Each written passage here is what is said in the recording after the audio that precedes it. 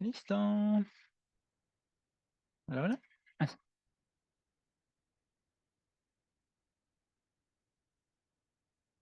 ya van llegando.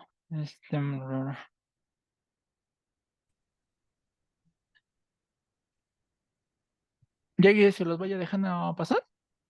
Sí, sí, sí. ¿No?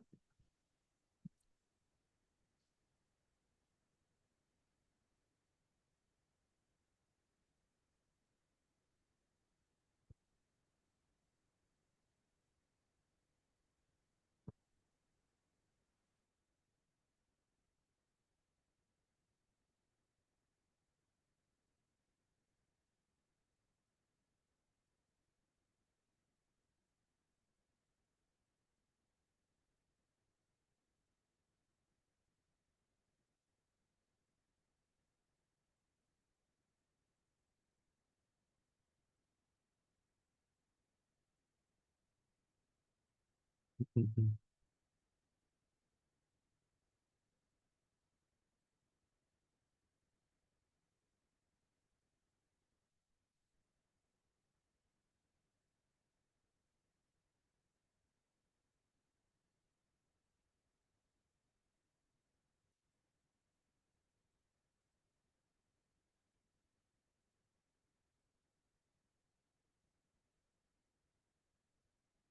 Bonjour, on a la dernière séance avec Madame Céline Desgardins. Malheureusement, elle a nous envoyé la présentation. On va l'écouter attentivement.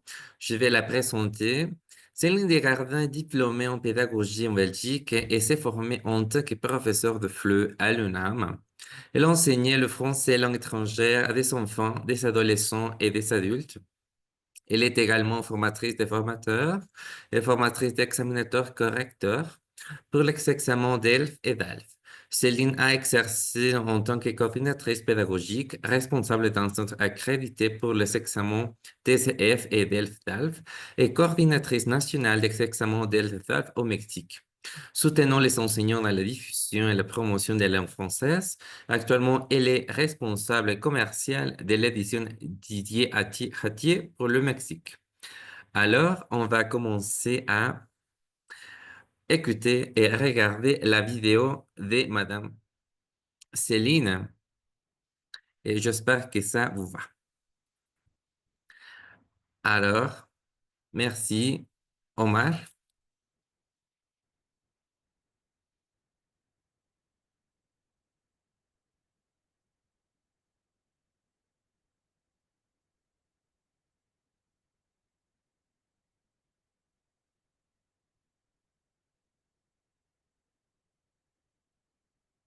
On n'écoute pas Omar. No escuchamos Omar. La directrice commerciale de Gracias. Didier pour le Mexique. Alors tout d'abord, je tiens à m'excuser parce que je ne pouvais pas malheureusement être présente ce samedi 5 octobre dans le cadre de la CIL pour des raisons familiales. Donc je m'excuse de devoir enregistrer cette présentation, mais je tenais vraiment à la faire. Je vous remercie en tout cas d'y participer. Alors je vais partager mon écran. Voilà.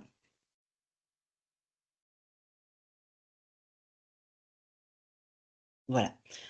Alors, je partage avec vous donc l'écran. J'espère que tout le monde peut le voir.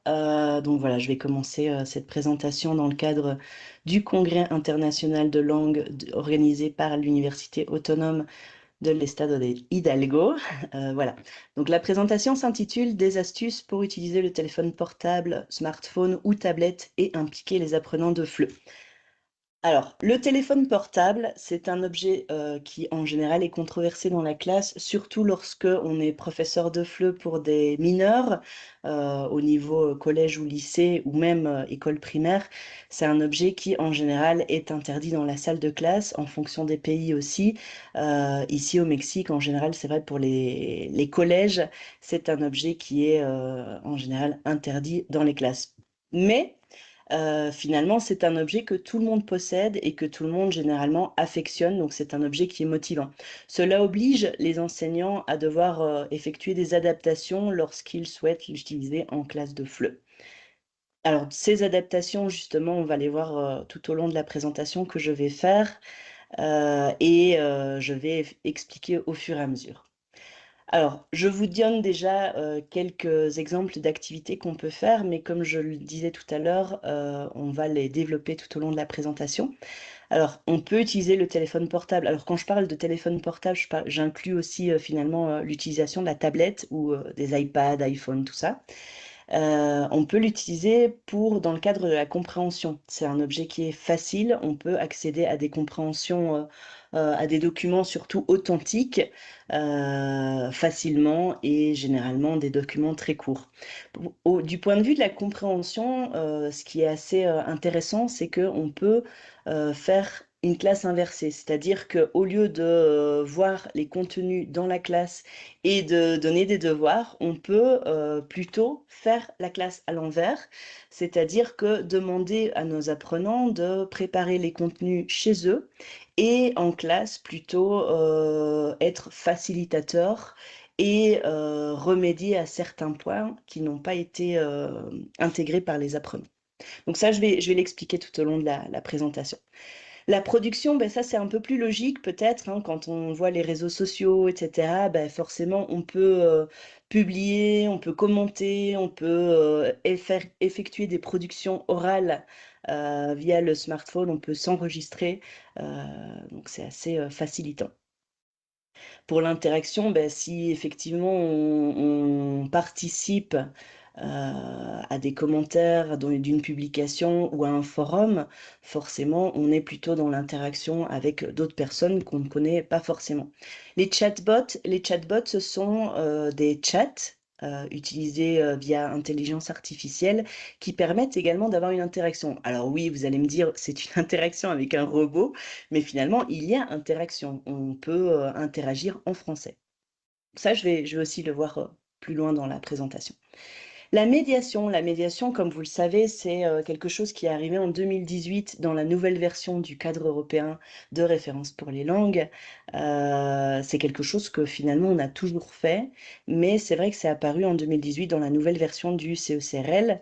La médiation, en fait, c'est ce qui permet de faciliter via un intermédiaire l'accès à un document ou la compréhension d'un document, transmettre des informations, donc utiliser une tierce personne pour transmettre des informations. Donc ça aussi, on va le voir dans la présentation. Ce qui est important dans la médiation, c'est vraiment de s'assurer que chacun, si on fait des tâches ou des projets par groupe, chacun ait un rôle et bien l'objectif présent pour arriver à la tâche en commun. Le téléphone portable aussi, c'est pas quelque chose qui est toujours évident, mais il permet d'effectuer de la différenciation pour pouvoir adapter les rythmes.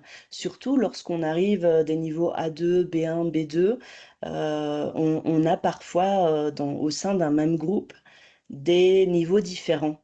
Donc, le fait d'utiliser le téléphone portable peut permettre d'adapter les tâches, d'adapter les objectifs, d'adapter les niveaux en fonction des profils des apprenants.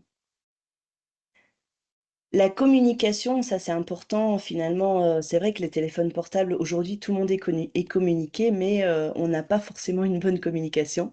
Alors là, c'est important plutôt le rôle de l'enseignant de travailler sur ce qui est la nette étiquette pour veiller finalement à une bonne éthique finalement, parce qu'il y a des choses, on doit faire attention quand on publie des commentaires ou qu'on émet des posts, des publications sur les réseaux sociaux notamment, il faut faire attention à ce qu'on publie, il faut faire attention à sa communication et il faut faire aussi attention à la confidentialité des données, surtout si on travaille avec des mineurs, hein, si on leur demande par exemple de publier des photos où il faut faire un peu attention. Donc ça aussi, on va le voir. On peut bien entendu faciliter via les nouvelles technologies l'évaluation, mais surtout l'auto-évaluation pour pouvoir réguler justement l'apprentissage. Alors, je continue. Est-ce que justement vous utilisez le téléphone portable en classe? Comment vous l'utilisez? À quel moment? Quels sont les types d'activités que vous utilisez? Généralement, c'est vrai qu'on se focalise souvent sur, l'aspect production ou interaction, mais on n'a pas toujours l'idée de travailler aussi, la compréhension et d'avoir cet accès finalement à des documents authentiques via le téléphone portable. Alors, il y a plusieurs moments dans l'apprentissage, on va le voir tout à l'heure, on pourrait diviser, on va dire, les moments de l'apprentissage en 3 parties: avant, pendant, après. Et donc ça, on va voir justement comment, exploiter le téléphone portable, avant l'apprentissage, pendant l'apprentissage et après l'apprentissage.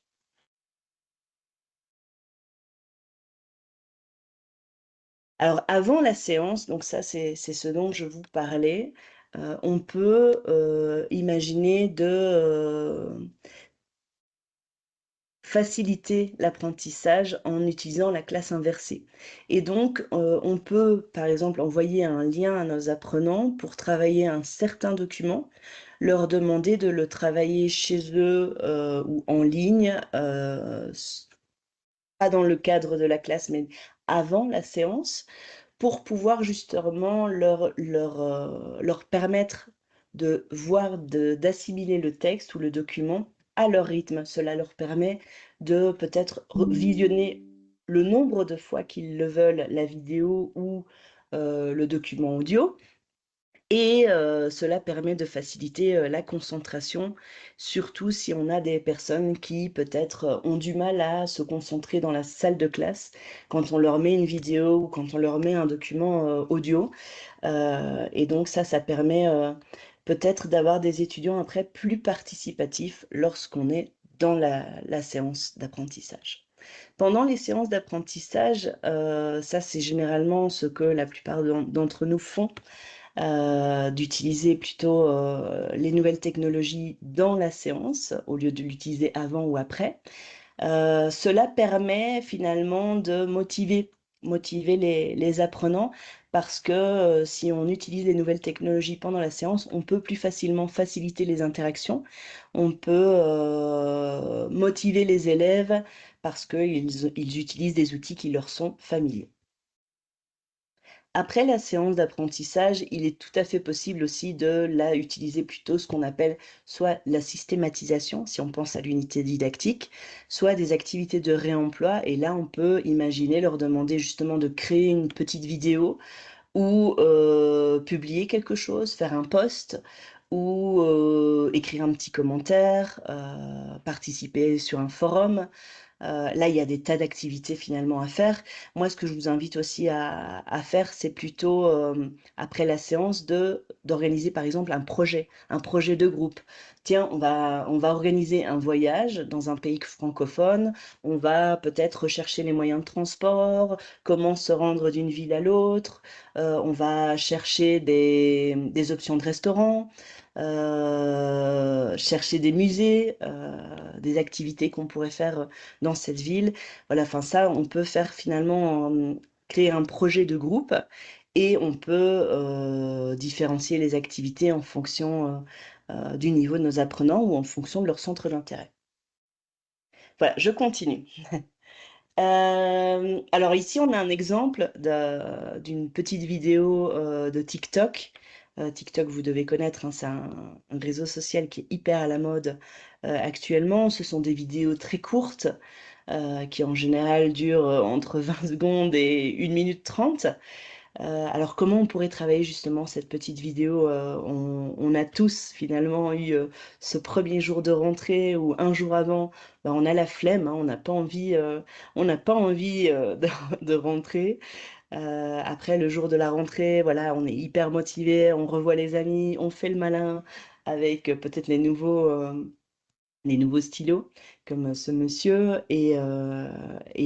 Après, quand on revient chez nous, ouais, ça s'est passé comment? Ouais, bof.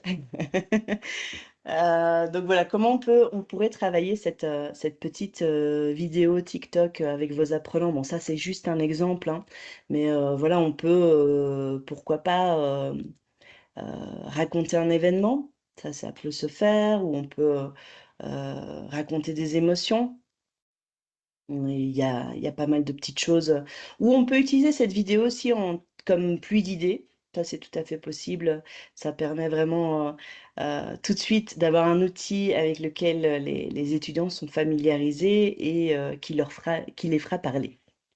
Voilà.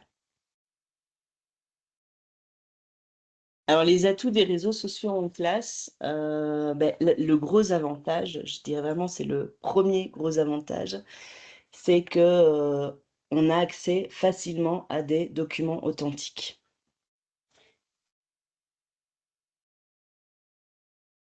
Les réseaux sociaux, ce sont finalement des documents aussi qui sont très dynamiques, très colorés, très courts surtout.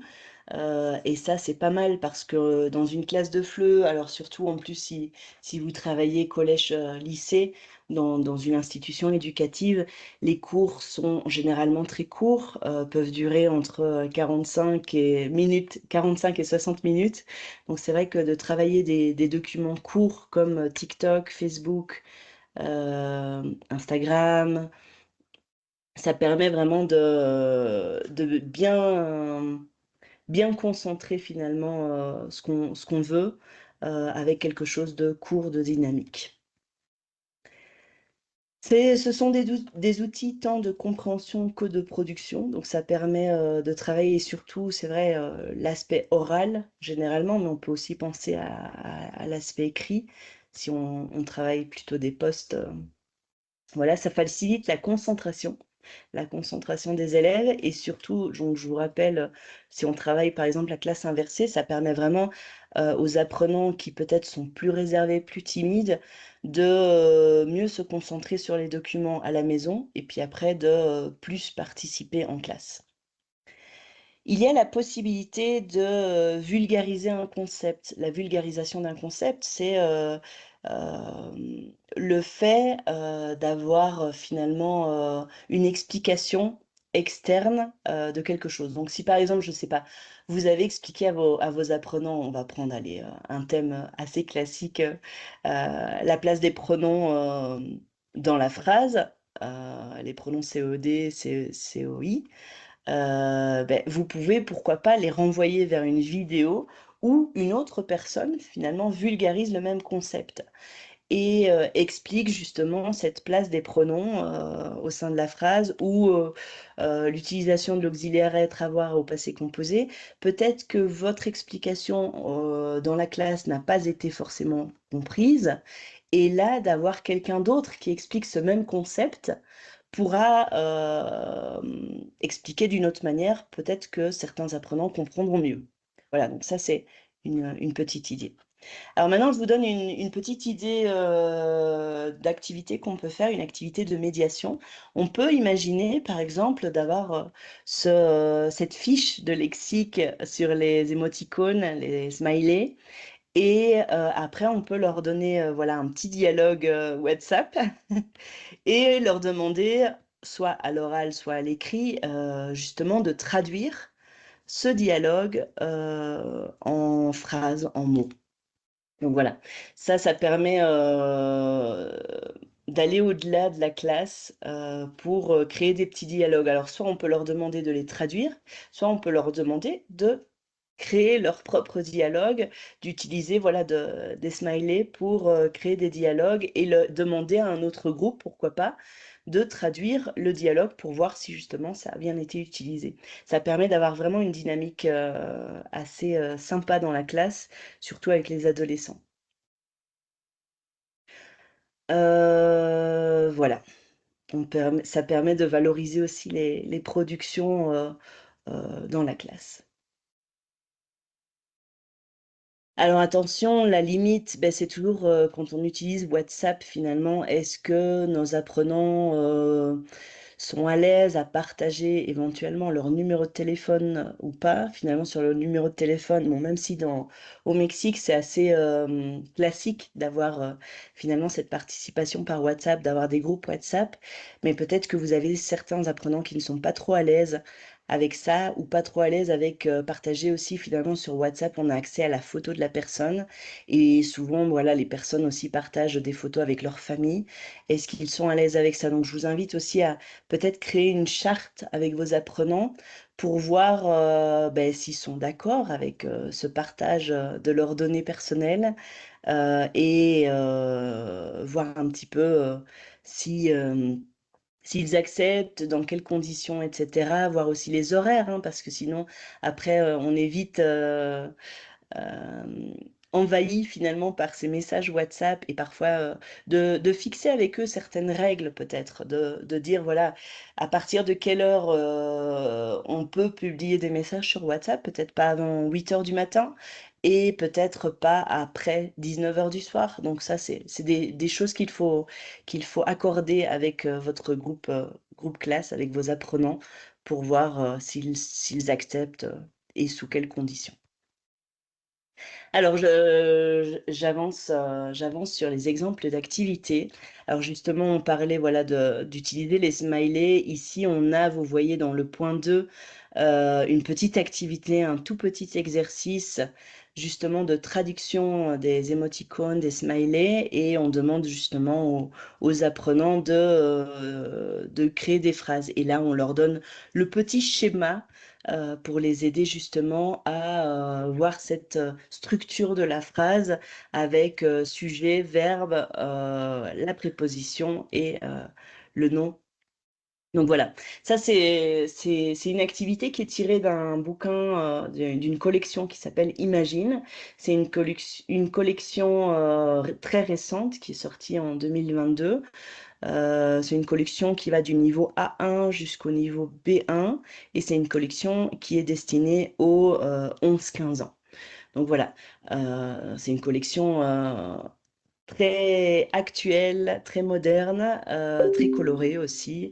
Et voilà, il y a cet exemple de traduction des émoticônes. Ça permet de travailler le lexique, la conjugaison, mais aussi la morphosyntaxe. Alors ici, on passe dans une toute autre collection. C'est une collection plutôt pour les adultes. C'est une collection que vous devez connaître, qui s'appelle Édito. C'est un grand classique chez Didier. C'est une collection donc pour grands adolescents, universitaires, adultes. Une collection qui a la spécificité d'introduire quand même beaucoup de documents sur la francophonie. Et c'est une collection qui varie beaucoup les contenus, les documents. Alors ici, on a justement un dossier sur les emojis et sur le fait d'avoir finalement des emojis qui sont générationnels. On n'utilise pas forcément les mêmes émoticônes si on est une personne de 50 ans que si on est une personne de 15 ans. Donc c'est vrai que les générations peut-être avant les années 90, on avait tendance à utiliser beaucoup l'emoji pleurs de rire, lol. Donc voilà, ça c'est un petit texte justement qu'on peut travailler en classe inversée au niveau B2. Et on peut leur demander donc aux apprenants de lire ce texte et ensuite plutôt travailler en classe tout le contenu du dossier. Donc là, on voit, on ne peut pas travailler finalement les nouvelles technologies sans voir tout ce qui est lexique digital. Donc finalement, enfin voilà, il faut aussi donner les outils aux apprenants pour pouvoir travailler tous ces dossiers sur les nouvelles technologies. Et on a ici, sur le côté droit, vous voyez l'aspect culturel. Probablement, voilà, les émojis ne sont pas utilisés de la même manière au Mexique qu'en France, qu'au Canada ou qu'en Afrique ou en Polynésie française, par exemple. Donc, Voilà, ça c'est tout un dossier qui permet vraiment de voir alors tant l'évolution générationnelle des emojis, le lexique de la communication digitale et ensuite les aspects culturels, la diversité aussi avec voilà la communication inclusive. Donc voilà, ça c'est tout un dossier qui est travaillé dans Édito B2 qu'on peut travailler justement en classe inversée avec les apprenants. Alors maintenant, on passe sur les stories Instagram. Là, on a un exemple voilà, d'un post d'une personne sur Instagram. Alors, comment on pourrait travailler cette activité? Il y a plusieurs moyens, il n'y a pas une seule bonne réponse, hein. On peut travailler justement les activités quotidiennes, on peut travailler l'alternance passé, composé, imparfait, pour raconter les vacances de cette personne, pourquoi pas. On peut faire une pluie d'idées avec les apprenants de, ben voilà, est-ce que vous utilisez Instagram? Combien de temps par jour vous passez sur Instagram? Voilà, on peut soit l'utiliser comme une pluie d'idées pour commencer l'unité didactique, soit on peut l'utiliser comme une activité de réemploi, soit comme de la systématisation avec, pourquoi pas, une espèce de, de schéma où on leur demande, ben voilà, le matin, que fait cette personne? L'après-midi, qu'est-ce qu'elle a fait? Voilà. Donc il y a beaucoup de choses qu'on peut faire finalement. Instagram, qui est finalement un réseau social qui utilise beaucoup de photos, permet d'être assez libre aussi sur les productions et l'interaction en classe. On peut aussi imaginer d'utiliser les filtres. Alors voilà, ça c'est peut-être quelque chose qu'on utilisera plus facilement avec les adolescents qu'avec les adultes. Peut-être, enfin ça dépend les groupes que vous avez d'adultes, mais c'est vrai qu'avec les adolescents, c'est une activité qui fonctionne bien d'utiliser les filtres, d'essayer plusieurs filtres et peut-être on peut alors donner des conseils, ça pourrait, mais ce serait plutôt du A2. Mais au niveau 1, on pourrait pourquoi pas parler de ses goûts, les j'aime, j'aime pas, ou travailler la négation. Donc voilà, c'est une petite dynamique humoristique. Alors dans Édito, maintenant on passe au niveau A2. On a un petit dossier justement, vous voyez qu'au niveau A2, donc je rappelle, Édito est une collection plutôt pour adultes. Au niveau A2, dans le cadre commun de référence pour les langues, la chose typique qu'on a, c'est justement présenter les avantages et les inconvénients, donner son opinion avec le commencement de l'opinion, hein, et conseiller. Donc là, on a un dossier justement de quelle photo pour son profil. Vous voyez qu'on va pas forcément utiliser la même photo de profil pour Facebook que pour LinkedIn, ou pour Insta, ou pour des sites de rencontres, pourquoi pas. Donc voilà, donc ça c'est quelque chose on peut travailler le texte, même chose en classe inversée pour gagner du temps dans la séance de classe. Et après, dans la séance de classe, on peut imaginer, pourquoi pas, faire un petit quiz. Pardon, je suis passée trop vite. Faire un petit quiz, les organiser par groupe et projeter des photos et leur demander, ben voilà, cette photo-là, donnez votre opinion et justifiez.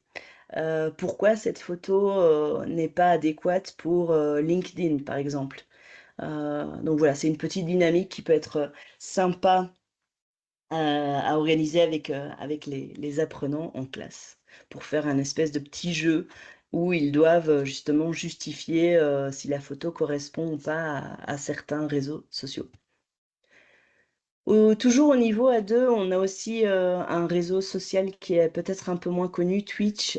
Twitch, c'est un réseau social qui permet de publier des vidéos qui à la base était, enfin à l'origine, c'était un réseau social pour les jeux vidéo, pour donner des conseils, pour passer d'un niveau à l'autre. Mais voilà, Twitch peut être utilisé aussi. Alors soit on peut euh, publier des commentaires sur des vidéos existantes pour poser des questions, pour donner son avis, Ou on peut aussi imaginer que les apprenants publient finalement une petite vidéo pour soit vulgariser un concept. On peut leur demander, ben voilà, imaginez une vidéo pour expliquer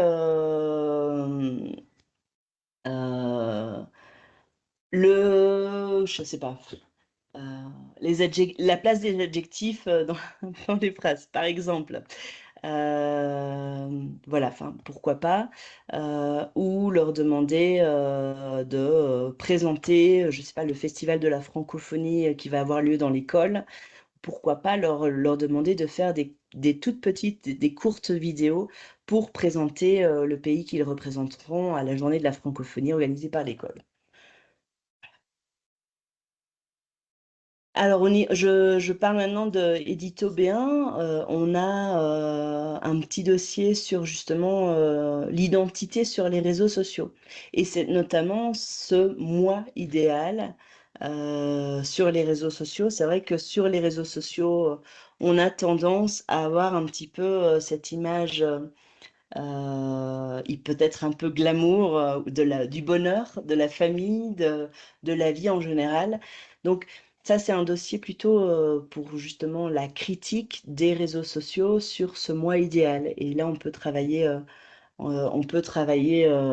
avec les apprenants sur ce moi idéal et peut-être créer un petit débat avec les apprenants sur ben, pourquoi c'est bien, pourquoi c'est pas bien, eux, qu'est-ce qu'ils publient justement, qu'est-ce qu'ils publient sur leurs réseaux sociaux? Est-ce que ils publient des photos, par exemple, de leur vie privée? Est-ce qu'ils embellissent leur vie? Voilà, ça c'est une petite activité qui peut mener à l'expression de l'opinion et du débat. Alors, on passe maintenant à la partie des applications. Les applications sur smartphone ou tablette, quelques atouts. Alors encore une fois, un grand avantage, ce sont des documents authentiques. Les applications qu'on peut trouver, ce sont des applications qui n'ont pas été faites spécifiquement pour les classes de FLE. Sinon, vraiment, ce sont des applications qui sont utilisées en général dans la vie de tous les jours par des personnes francophones, en tout cas les applications en français. C'est des outils qui sont très dynamiques. On a réellement les apprenants en action parce que finalement, il y a une interaction dans l'application. Il faut faire des choses. Parfois, on a des formulaires qui sont à remplir où on leur demande justement de remplir nom, prénom, âge, centre d'intérêt. Donc ça permet vraiment d'avoir ce côté participatif, de remplir des formulaires. Et ce sont des choses qui, par exemple, s'ils présentent le DELF A1, ils auront dans l'examen DELF A1 de remplir un formulaire. On a une interaction qui est instantanée, notamment si on parle de chatbot ou intelligence artificielle. Et on a une réelle immersion dans la culture francophone, puisque, encore une fois, ce ne sont pas des outils qui ont été faits, conçus pour des apprenants de français langue étrangère, sinon ce sont des outils qui ont été faits pour les personnes qui en ont besoin dans la vie de tous les jours. Alors voilà un petit exemple d'application, c'est seloger.com, et où on peut trouver finalement un logement, euh, soit à louer, acheter ou estimé. Donc là, pourquoi pas, on peut organiser les apprenants en groupe et on peut lancer un petit défi. On peut leur dire, voilà, vous avez 5 minutes pour trouver un logement sur Lyon à moins de 500 euros avec une chambre et surtout un ascenseur. Ben voilà, c'est l'exemple qui est ici. Donc, ça peut être un petit défi, c'est motivant, c'est court et ça oblige les apprenants aussi à réutiliser tout ce vocabulaire qui se trouve justement dans Édito A1 parce que quand on pense à un logement, on a sur les petites annonces tout un vocabulaire qui n'est pas forcément facile à comprendre lorsqu'on n'a pas été sensibilisé à ce vocabulaire-là. Donc ça, vraiment, je vous invite à voir ce vocabulaire en amont, parce que sinon, ça va être très difficile pour eux de faire l'activité. Tout ce qui est abréviation, sigles, acronymes, voilà. Alors un autre exemple d'application qui est quand même une application, un grand classique pour la France, c'est la SNCF, où là, même chose, on peut organiser des groupes, organiser une petite activité de défi où on leur demande je veux aller de Lyon à Paris sans escale, un trajet direct pour ce budget-là.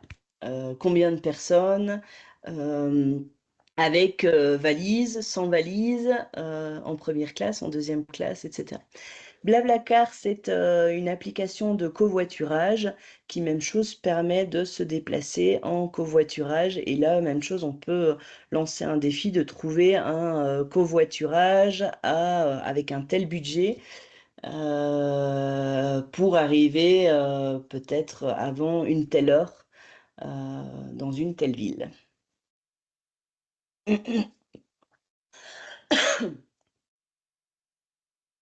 Les chatbots, donc je rappelle, hein, c'est finalement un chat qui utilise l'intelligence artificielle, mais qui permet une interaction écrite cette fois-ci avec, oui, un robot, mais qui permet d'obtenir des informations. Donc ça, c'est quelque chose qu'on peut travailler dès le A1, mais pour le A2, c'est vrai que c'est vraiment l'idéal de pouvoir résoudre des informations, résoudre des situations, pardon, et obtenir des informations grâce à ce chatbot. Donc vous voyez, là, vous avez justement des exemples de thèmes. Vous avez oublié un bagage dans une gare. Qu'est-ce que je dois faire? Quel est le format que je dois remplir? Ou quel est le numéro de téléphone pour signaler un objet perdu? Quelles sont les règles en termes d'étiquetage? Ou j'ai une valise fragile ou de grande taille, par exemple, je veux voyager avec mon vélo. Est-ce que c'est possible? Quelles sont les dimensions autorisées du vélo? Voilà, enfin ça c'est quelque chose, je vous invite à être imaginatif pour créer ces situations et inviter vos apprenants justement à trouver la réponse à une situation à résoudre. Vous voyez que même dans le DELF, on a justement ces situations à résoudre et là, on peut justement déjà travailler ces situations pour les préparer au DELF. Un autre exemple, c'est la RATP, donc ça c'est le réseau de transport parisien, où même chose, on a le chatbot qui nous permet de résoudre des situations ou obtenir des informations. Et donc là, on peut interagir avec le chatbot de la RATP, avec l'assistant virtuel. Et donc ça, ben, pourquoi pas, voilà, conseiller vos apprenants à interagir avec ces chatbots. Finalement, étant donné que ce sont des robots et non des personnes, ils ne vont pas ennuyer la personne et ils pourront pratiquer leur français et voir si, en posant les bonnes questions, ils arrivent à obtenir les informations qu'ils souhaitent ou qu'ils recherchent.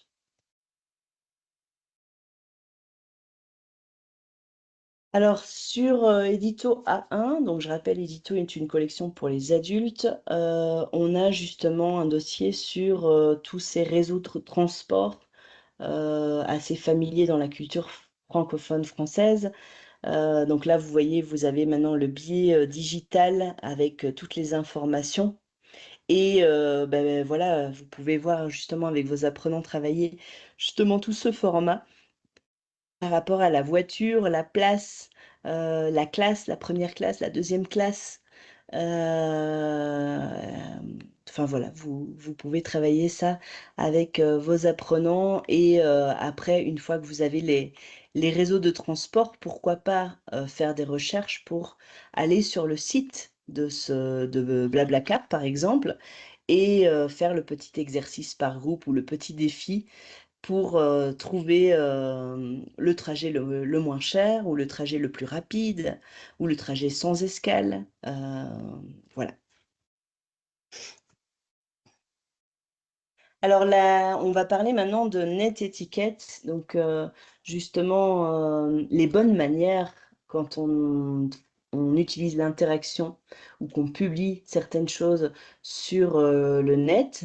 Donc, quelles sont les choses dont il faut faire attention? La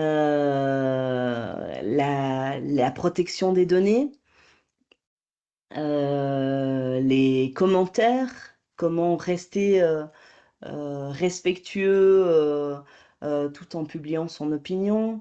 Donc voilà, ça c'est un dossier qui existe dans Édito B1 et qui permet vraiment de sensibiliser les apprenants à cette étiquette, à cette éthique sur le digital, le numérique.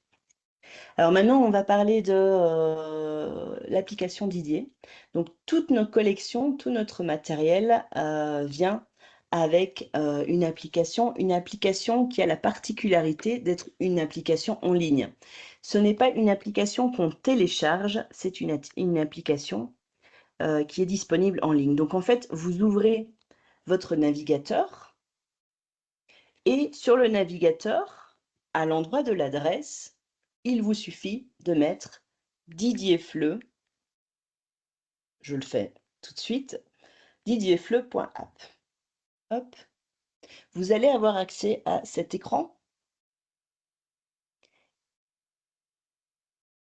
et si vous cliquez sur la petite caméra, l'appareil photo qui apparaît en gris sur votre écran, vous pouvez scanner n'importe quelle page de votre matériel Didier et vous aurez automatiquement accès aux audios, aux vidéos et à des activités complémentaires, des exercices interactifs avec corrigé. Donc voilà, je vous invite à le faire. Là, vous avez mon écran. Vous pouvez donc vous cliquer, une fois que vous êtes entré sur didierfleu.app dans votre navigateur, vous pouvez donc scanner cette page en cliquant sur le petit bouton gris où apparaît le symbole, c'est un encadré avec un cercle au milieu, un petit rond au milieu. Vous prenez la photo, automatiquement ça scanne la page et vous allez avoir accès, là, vous voyez, si vous avez scanné la page qui apparaît sur le côté droit de mon écran, vous avez normalement un petit encadré vert qui apparaît avec activité 4. Donc là, vous pouvez faire l'activité. Et vous avez 3 encadrés orange qui apparaissent, piste 93, piste 94, piste 95. Et là, vous pouvez donc écouter une piste. Là, je le fais. Unité 5, leçon 3. Activité 1, 2. Ça va, Antoine? Non, j'ai un peu mal à la tête. Voilà, donc vous avez accès gratuitement et facilement surtout à tout ce qui est audio, vidéo et exercices interactifs via cette application. Il vous suffit d'être connecté à des données ou au Wi-Fi de votre institution où vous travaillez pour accéder à ces ressources. Ce qui est bien, c'est que ça permet après à vos étudiants, n'importe où, à n'importe quel moment, il suffit d'avoir une bonne connexion, d'accéder aux audios, aux vidéos et pourquoi pas de revoir l'audio qui a été travaillé pendant la classe. Beaucoup de notre matériel, c'est le cas de la collection Imagine, c'est le cas de l'Atelier Plus, c'est le cas d'Édito, vient aussi avec le lexique oralisé. Donc ça permet aussi d'avoir finalement de pouvoir réviser le lexique, mais surtout de l'entendre et donc d'améliorer aussi la prononciation du vocabulaire qui aura été vu pendant toute l'unité, pendant tout le dossier. Et ça permet voilà, de pouvoir mieux réviser avec une bonne prononciation le lexique qui est vu pendant l'unité. Voilà. Ici, vous pouvez le tester, hein. Là, je laisse un petit peu l'écran sur cette page, vous pouvez tester. Là, normalement, si vous scannez cette page à droite, vous aurez accès à la petite vidéo sur l'atelier Rigologie. Et là, on a sur la collection édito un partenariat avec RFI Savoir. Et donc, ça permet d'avoir réellement des activités, des documents authentiques de RFI Savoir. Et RFI Savoir, c'est la Radio France Internationale. Vous avez donc accès à tous ces documents qui sont des documents authentiques.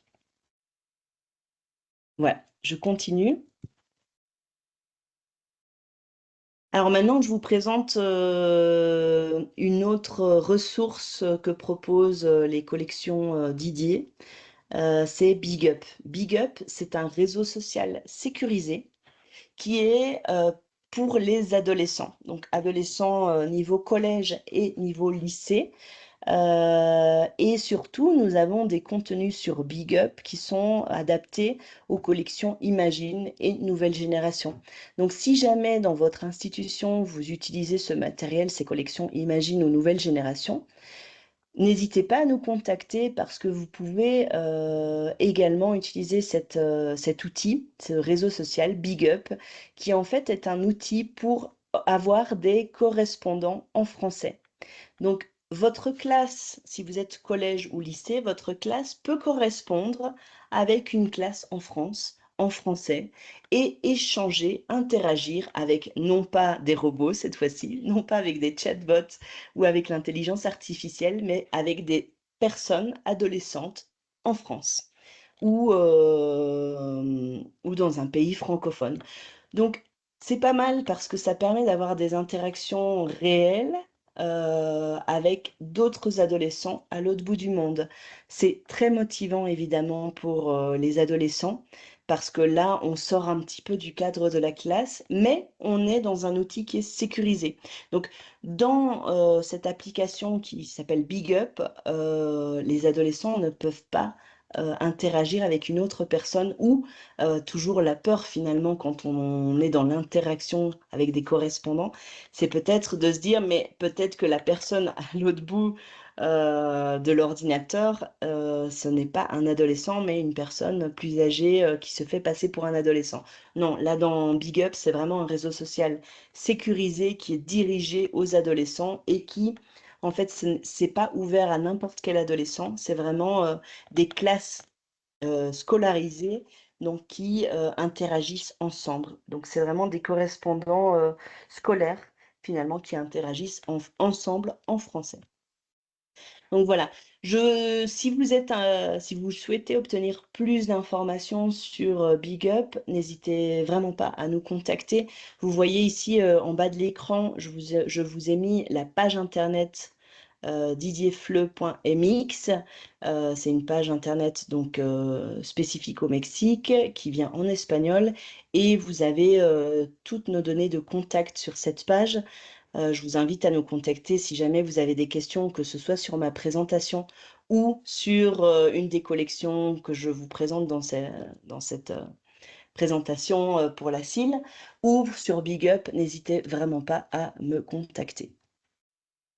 Alors maintenant, je termine, il me reste encore une quinzaine de minutes.